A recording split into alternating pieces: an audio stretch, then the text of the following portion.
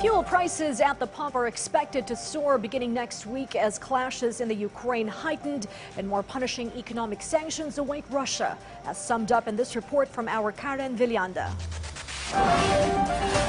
An oil price hike is possible next week, but only at a minimal cost. According to the Department of Energy, even if the Brent crude oil rose to $105 per barrel yesterday after Russia attacked Ukraine, this will not have an effect on the local oil prices because the Philippines is dependent on Dubai's crude oil and not on Europe's supply. Yung majority sa Middle East plus iba din talaga tayo dito. Hindi kasi may finished product din tayo ditong trading sa Singapore, which is at this point in time hindi pa tayo apektado sa nangyayari doon sa Europe. Yung mga stocks ngayon, yung mga trading ngayon are still treating the one that is existing in the Asia Pacific region. Director Rido Abad added that the tension between the Ukraine and Russia could possibly affect the country's oil prices soon, but not as early as now. However, American President Joe Biden said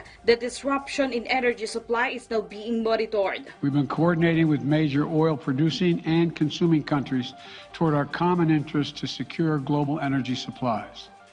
We are actively working with countries around the world to elevate collective release from the strategic petroleum reserves of major energy-consuming countries. Defense Secretary Delfin Lorenzana emphasized the importance of having a stockpile of oil. Kasi yung mga bansa na they are expecting some troubles are already stockpiling, buying furiously the oil so that they can stockpile and have some yung buffer if things go wrong.